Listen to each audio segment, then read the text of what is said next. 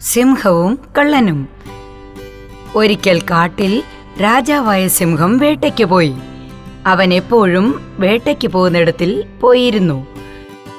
ശ്രദ്ധയോടെ നോക്കിയിരുന്നു. കുറച്ചു സമയത്തിൽ അവിടെ ഒരു നല്ല സ്വർണ്ണ നിറത്തിൽ ഒരു മാൻ ഓടുന്നത് കണ്ടു. അതിന്റെ വായ് ഒലിച്ചുകൊണ്ടിരുന്നു. സിംഹം മാനിനെ വേട്ടയാടി. അതിനെ തന്റെ ഗുഹയ്ക്കുള്ളിൽ കൊണ്ടുപോയി. സിംഹത്തിന്റെ ചിന്ത മുഴുവനും മാനിനെ തിന്നുന്നതിനെ കുറിച്ചായിരുന്നു. വായിൽ വെള്ളം വന്നു. മാനിനെ തിന്നു തുടങ്ങി. അത് തിന്നപ്പോൾ ഇങ്ങനെ രുചിയുള്ള ഭക്ഷണം എന്നും കിട്ടില്ലല്ലോ. ദിവസവും ഇങ്ങനെ രുചിയുള്ള ഭക്ഷണം കഴിച്ചാൽ നന്നായിരിക്കുമെന്ന് ചിന്തിച്ചു. അതിനാൽ ഭക്ഷണം എവിടെയെങ്കിലും സൂക്ഷിക്കണമെന്നാലോചിച്ചു. ഗുഹയിൽ ഒരിടത്തിൽ കൊണ്ടുവച്ചു. അതിനുശേഷം ഗുഹയിൽ നിന്ന് പുറത്തുപോയി. അടുത്ത ദിവസം സിംഹത്തിന് നല്ല വിശപ്പ് തുടങ്ങി. സിംഹം ഗുഹയ്ക്കുള്ളിൽ വന്നു. അവിടെ വെച്ചിരുന്ന രുചിയുള്ള ഭക്ഷണം അവിടെ ഇല്ല എന്ന് കണ്ടു വിഷമിച്ചു. ഇന്നലെ ഇവിടെ വെച്ച ഭക്ഷണം എവിടെ പോയി? ആ മാനിന്റെ ഹൃദയം അവിടെ ഇല്ല. മനസ്സിലായി, ആരോ എന്റെ ഭക്ഷണം മോഷ്ടിച്ചു. അതും കാട്ടിലെ രാജാവിന്റെ വീട്ടിൽ. സിംഹത്തിന് വളരെ ദേഷ്യം വന്നു.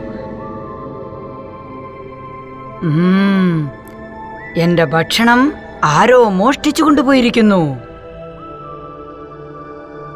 മോഷ്ടിച്ചോ? മോഷ്ടിച്ചോ? അതും കാട്ടിലെ രാജാവായ സിംഹത്തിന്റെ ഗുഹയിൽ നിന്നും. ആകെ ദേഷ്യം വന്നു സിംഹത്തിന്. ഭയങ്കര ദേഷ്യം, ഭയങ്കര ദേഷ്യം. കാട്ടിലെ മരങ്ങൾ വരെ പേടിച്ചവന്റെ അലർച്ച കേട്ട്.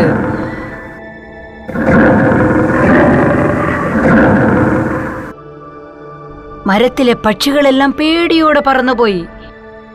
മറ്റുള്ള മൃഗങ്ങൾ വിറച്ചു. സിംഹം ഇപ്പോൾ നല്ല കോപത്തോടെ ഇരിക്കുന്നു. എല്ലാ മൃഗങ്ങൾക്കും, എല്ലാ പക്ഷികൾക്കും മനസ്സിലൊരു ചോദ്യം വന്നു. കുറച്ചു നേരം കഴിഞ്ഞ് പേടിയോടെ ഇരുന്ന നരി സിംഹത്തിന്റെ ഗുഹയിൽ പോയി. അവൻ നല്ലപോലെ പേടിക്കുന്നുണ്ട്. പക്ഷെ പുറത്ത് കാണിച്ചില്ല. എന്തുകൊണ്ടെന്നാൽ അത് സിംഹത്തിന്റെ പ്രധാനമന്ത്രിയാണ്. രാജാവേ, നിങ്ങൾക്ക് എന്തു പറ്റി? എന്തിനാ ഇത്രയും ദേഷ്യം? വളരെ പേടിച്ചു ചോദിച്ചു. നീ എന്തു പറ്റിയെന്ന് ചോദിക്കുന്നുവോ? ഞാൻ കഴിക്കാൻ മാനിന്റെ ഹൃദയം ഒളിച്ചു വെച്ചിരുന്നു. അതാരോ മോഷ്ടിച്ചു. നീ എന്റെ മന്ത്രി, ഇങ്ങനെയാണോ നോക്കുന്നത്? ഇതാണോ നിന്റെ ഉത്തരവാദിത്വം? ഈ ചോദ്യത്തിൽ നരി വീണ്ടും പേടിച്ചു. നരിയുടെ മുഖം പേടി കൊണ്ട് വിറച്ചു. എന്റെ ദൈവമേ, എന്റെ കഥ ഇപ്പോൾ കഴിയും. എന്നെ ഇപ്പോ കൊല്ലും. പറയൂ, കള്ളനാരാണ്? കള്ളനെ എന്റെ മുന്നിൽ കൊണ്ടുവാ. സിംഹം നരിയോട് പറഞ്ഞു. രാജാവേ, ഇന്നലെ നിങ്ങൾ പുഹയുടനെ ഒരു ചെന്നായ ഈ ഗുഹയിൽ വന്നു. അതിനെ ഞാൻ കണ്ടു. അവൻ നല്ല പേടിയോടെയായിരുന്നു. അവൻ നല്ല പേടിച്ചു വിറയ്ക്കുന്നുണ്ടായിരുന്നു. അങ്ങ് പറഞ്ഞാൽ ഞാനൊന്ന് അന്വേഷിക്കാം. എന്ത് വിചാരണ? നീ പോയ ചെന്നൈയെ വലിച്ചുകൊണ്ടുവാ. അതിനെ ഒരു പരുവാക്ക് ഞാൻ. നീ പോയി വേഗം കൂട്ടിക്കൊണ്ടുവാ. സിംഹം ആജ്ഞാപിച്ചു. നരി തന്റെ ജീവൻ രക്ഷിച്ച് ഗുഹയിൽ നിന്ന് വെളിയിൽ വന്നു. ചെന്നായെ കാട്ടിൽ തേടി അന്വേഷിച്ച് സിംഹത്തിന് മുന്നിൽ കൊണ്ടുവന്നു. ചെന്നായെ കണ്ട് സിംഹം ചോദിച്ചു, നീ എന്റെ ആഹാരത്തെ മോഷ്ടിച്ചോ? നിന്നെ ഞാൻ കൊന്നുകളയും. ഇല്ല രാജാവേ, ഇല്ല. സത്യമാ, കാട്ടുദേവതയാണ് സത്യം. ഞാൻ പറയുന്നു, ഞാൻ നിങ്ങളുടെ ആഹാരം മോഷ്ടിച്ചിട്ടില്ല. കള്ളൻ നിങ്ങളുടെ മുന്നിൽ തന്നെയുണ്ട്. നരിയെ നോക്കി ചെന്നായി പറഞ്ഞു. ചെന്നായ്, സത്യം പറയൂ.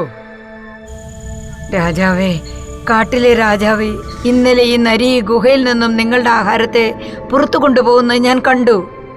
നരി പറഞ്ഞു, ഇല്ല രാജാവേ, ഇല്ല, ഇവൻ കള്ളം പറയുന്നു. ചെന്നായി പറഞ്ഞു, രാജാവേ, നരി തന്നെ കള്ളൻ. രണ്ടുപേരും മാറി മാറി പറഞ്ഞുകൊണ്ടിരുന്നു. സിംഹത്തിന് വീണ്ടും കൂടുതൽ കോപം വന്നു.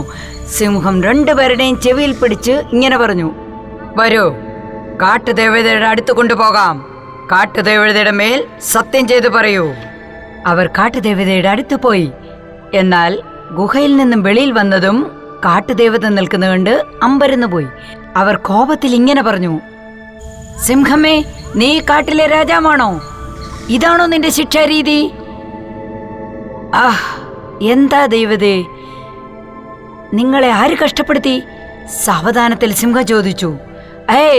നോക്ക്, എന്റെ മരക്കൊമ്പിൽ ഭംഗിയുള്ള പൂക്കളുണ്ടായിരുന്നു, അതാരും മോഷ്ടിച്ചു? നീ ആദ്യം കള്ളനെ കണ്ടുപിടിക്ക്, ആ കള്ളനോട് കൂടി എന്റെ അടുത്ത് വാ. കാട്ടുദേവത അവിടെ നിന്നും ദേഷ്യപ്പെട്ടു പോയി. കാട്ടുദേവത കോപത്തോടെ ഇരിക്കുന്നത് കണ്ട് തന്റെ കഷ്ടപ്പാടിനെ പറ്റി സിംഹം ഒന്നും പറഞ്ഞില്ല. രണ്ടുപേരെയും ഗുഹയ്ക്കുള്ളിൽ കൊണ്ടുപോയി.